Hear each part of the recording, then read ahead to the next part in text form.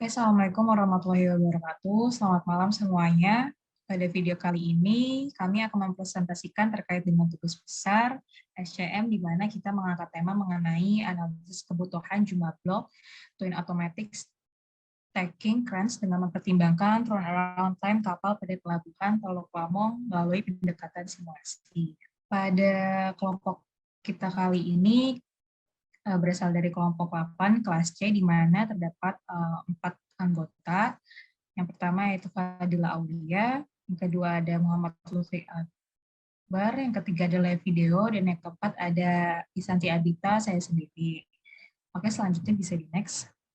Oke, dari review jurnal yang telah kita lakukan di sini ada latar belakang yang mendasari pembuatan jurnal tersebut, di mana aktivitas lalu lintas peti kemas di Indonesia mengalami peningkatan sehingga jumlah pelabuhan baru telah dibangun dan terminal lama mengalami perluasan, sehingga terminal pelabuhan Teluk Lamong yang mulai beroperasi pada tahun 2014 mengusung konsep Green Port dengan sistem semi otomatis dalam pengelolaannya.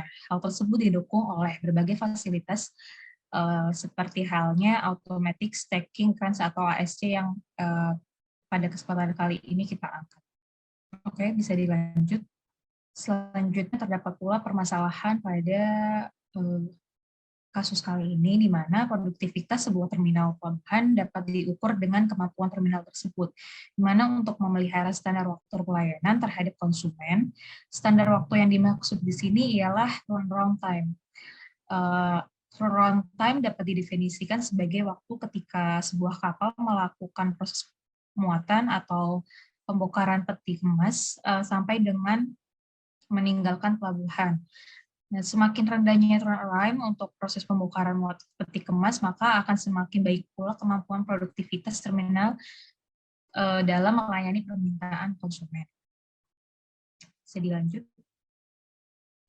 Nah, terminal Teluk Lamong sendiri dapat memuat peti kemas sebanyak 35 TEUs per jam dan membongkar peti kemas sejumlah 36 TEUs per jam untuk kapal internasional. Nah, throughput tersebut belum memenuhi target yang diharapkan oleh pihak manajemen yang mencapai 37 TEU per jam, baik untuk muatan dan juga pembongkaran peti kemas dari sebuah kapal internasional. Nah, untuk Pelabuhan Lamong sendiri direncanakan akan melakukan perluasan area operasional pelabuhan sehingga dibutuhkannya penentuan jumlah blok ASC yang optimum. Oke, terkait dengan permasalahan di sini ada juga tujuan dilakukannya penelitian simulasi operasi blok ASC pada Teluk Lamongan, yaitu untuk mengevaluasi produktivitas blok ASC, yaitu occupancy rate dan juga waktu tunggu peti kemas saat ini. Yang kedua yaitu dapat mengetahui jumlah blok ASC yang optimum beroperasi di Terminal Teluk Lamong dalam mengantisipasi kenaikan permintaan volume pada peti kemas. Oke, di sini dapat kita asumsikan, penulis asumsikan bahwasannya peti kemas yang mengalami proses rehandling diasumsikan akan dikembalikan ke tempat semula saat peti kemas tersebut disimpan pertama kalinya. Dan untuk waktu ASC sendiri melakukan proses pick up dan drop off untuk setiap tire di satu slot yang sama diasumsikan sama. Dan untuk jenis kapal yang bersandar di dermaga diasumsikan juga sama. Nah, untuk penelitian kali ini terdapat pula batasan pada penelitian yang diangkat, yaitu peneliti kali ini hanya berfokus pada simulasi kerja blok ASC secara internasional, dan juga pada penelitian kali ini menggunakan satuan peti kemas TEUs dengan jenis peti kemas yang digunakan yaitu peti kemas kering tertutup. Selanjutnya yaitu proses simulasi menggunakan software Arena 14.0 dan juga di durasi simulasi dibatasi selama 1 bulan dengan warm up periode selama 3 hari. Tahapan selanjutnya itu adalah step by step. Jadi di awal step itu kita harus mengidentifikasi permasalahan, kemudian menentukan tujuan penelitian, kemudian pengumpulan data dilakukan secara 2 cara, yaitu yang pertama melalui studi literatur dan studi lapangan. Nah, jadi di studi literatur itu ada 2. Data yang dikumpulkan yaitu berupa konsep simulasi dan spesifikasi ASC, dan di studi lapangan itu Data yang dikumpulkan ada 7 jenis, masing-masing itu ada data get activity untuk receiving, baru kemudian untuk delivery, baru kemudian vessel throughput activity, baru kemudian waktu handling, baru kemudian spesifikasi aturan ASC, kemudian durasi tinggal peti kemas, kemudian aturan pengalokasian peti kemas. Kemudian setelah dikumpulkan dilakukan pengolahan data. Pengolahan data itu kemudian ada 2 ya, yaitu yang pertama jenis distribusi dan kemudian parameternya. Lalu setelah itu model yang dibuat itu direpresentasikan dalam logic flow diagram, kemudian merancang model simulasi, kemudian discrete event simulation, baru kemudian verifikasi. Nah, setelah tahap verifikasi, kemudian validasi, dan jikalau sudah valid, kemudian lanjut ke tahap selanjutnya, yaitu merancang skenario eksperimen. Mana perencanaan skenario eksperimen ini,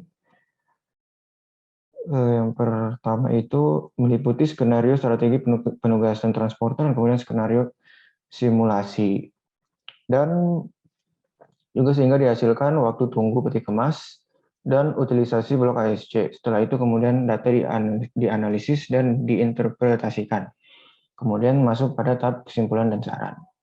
Software yang digunakan itu adalah software Arena data. Jadi pada data ini seperti yang sudah dijelaskan di diagram yang sebelumnya itu kurang lebih sama. Kemudian tujuan sistemnya itu adalah meminimasi total waktu tunggu peti kemas untuk dilakukan bongkar muat di blok penyimpanan ASC dan memperhatikan empty slot atau occupancy rate container yard. Kemudian ini tabel 4.1 adalah tabel data peti kemas ekspor. Dapat kita lihat di sini kode peti, jadi masing-masing peti kemas itu ada kodenya, ada tipenya, ada ukurannya, dan masing-masing itu ada waktunya, ada 2 jenis yang diukur, yaitu waktu kedatangan dan waktu muat dalam satuan menit. Kemudian ini adalah tabel 4.2, yaitu data peti kemas ekspor. Sama seperti yang sebelumnya, yaitu ada kodenya, ada tipe, ada ukuran, dan ada waktu kedatangan dan waktu muat. Kemudian ini tabel 4.3 adalah data peti kemas impor juga. Di sini saya sedikit menjelaskan, yaitu data yang dikumpulkan selanjutnya yaitu data get activity untuk peti kemas impor. Data tersebut berisi informasi mengenai kode peti kemas, tipe, ukuran, waktu kedatangan peti kemas, dan waktu pengambilan peti kemas. Bisa kita lihat bahwa di sini peti kemas itu terdiri dari 2 tipe, yaitu dry dan non-dry. Kemudian ini adalah tabel data spesifikasi aktivitas ASC. Dapat kita lihat ya, berdasarkan tabel di sini ada 18 aktivitas ASC, dan di masing-masing aktivitas itu ada tertera waktu dalam satuan detik. Baik, untuk data yang selanjutnya ada data pickup dan drop off ASC. Berikut merupakan tabelnya. Kemudian terdapat 2 ukuran peti kemas yang secara umum digunakan, yaitu 20 feet equivalent unit dan 40 feet equivalent unit. Peti kemas tersebut di 38 dibedakan berdasarkan oleh ukuran dan berat, di mana untuk ukuran peti kemasnya sebagai berikut tertera pada layar. Kemudian ada data hasil fitting yang nantinya digunakan sebagai input model simulasi. Kemudian proses melakukan fitting distribusi tersebut menggunakan uji non-parametrik, yaitu uji goodness of fit dan Kolmogorov-Smirnov test dengan menggunakan tool yang terdapat pada software Arena. Yang pertama itu menghitung durasi tinggal peti kemas delivery unloading. Selanjutnya kita menghitung durasi tinggal peti kemas receiving loading dengan uji p-value. Dan juga yang ketiga itu menghitung berthing setup. Kemudian menghitung departure setup dengan menggunakan uji Kolmogorov-Smirnov. Kemudian menghitung data antar kedatangan peti kemas import atau kedatangan kapal. Kita juga menghitung data antar kedatangan peti kemas ekspor, menghitung data pick up dan drop off ASC. Setelah dilakukan pengujian pattern dari keseluruhan data yang dikumpulkan, data tersebut direkap dan disajikan pada tabel di bawah ini. Dengan tabel nama data dan juga hasil fitting dari 7 kali perhitungan. Setelah melakukan pengumpulan dari perhitungan data, selanjutnya pembuatan dan pengembangan model akan digambar pada sebuah logic flow diagram untuk visualisasi model konseptual dan melalui software Arena 14. Yang pertama model konseptual, di mana terdapat dua aliran proses yang bergerak saling berkebalikan, di mana terdapat aliran proses penyimpanan peti kemas yang berasal dari sisi landside untuk selanjutnya dimuat di kapal pengangkut dan aliran proses. 45 penanganan peti kemas yang berasal dari sebuah kapal pengangkut untuk dilakukan bongkar serta akan disimpan pada lapangan pengangkut. Yang kedua itu membuat model simulasi arena. Kemudian selanjutnya melakukan verifikasi dan validasi model, di mana verifikasi ini untuk memastikan model simulasi yang dibuat terbebas dari error dan berjalan sesuai apa yang diharapkan. Kemudian validasi untuk memastikan model yang dibuat telah merepresentasikan real system. Selanjutnya akan dilanjutkan oleh rekan saya. Oke, terima kasih atas waktunya. Saya lanjutkan untuk pada analisis yang dipakai pada percobaan untuk menghitung simulasi ini terdapat dua jenis transporter yang digunakan yaitu Open Truck Load OTL dan Automated Guided Vehicle AGV. Analisis ini digunakan untuk menentukan strategi penugasan transporter yang ideal di sistem guna meminimalisasi waktu standar kapal dan mempercepat mobilitas peti kemas. Nah, di sini pengembangan skenario yang dilakukan oleh penguji dan untuk menentukan proyeksi jumlah kebutuhan lapangan penyimpangan ASC atau automatic crane internasional yang sesuai dengan master plan. Berdasarkan historis PT Terminal Teluk Lamong memiliki permintaan peti kemas ekspor dan impor masih pada fase 1 dan akan membatasi pemoreksian pada fase 2 dengan terdapat beberapa kenaikan permintaan peti kemas yang berada di antara fase 1 dan fase 2. Skenario tersebut dikembangkan dengan mengubah jumlah kontainer yard, jumlah quay, cranes, dan berthing area. Untuk kebutuhan blok pada automatic crane ini terdapat beberapa kondisi ideal yang mampu mengakomodasi permintaan pada fase 1, fase antara 1, fase antara 2, dan fase 2, dan dapat disimpulkan dengan mempertimbangkan penambahan beberapa unit quay crane sebagai konsekuensi akan peningkatan frekuensi kapal yang bersandar di dermaga. Bisa kita lihat pada di gambar bahwasanya di kebutuhan blok lapangan penyimpanan ASC ini dalam periode terakhir meningkat membutuhkan 7 blok ASC. Jadi kesimpulan daripada analisis tentang kebutuhan blok ASC pada Teluk Lamong ini, PT Terminal Teluk Lamong ini untuk melayani peti kemas internasional terbilang rendah dengan mengoperasikan 3 lapangan penyimpanan ASC internasional dengan 2 berthing area dan 2 unit quay cranes.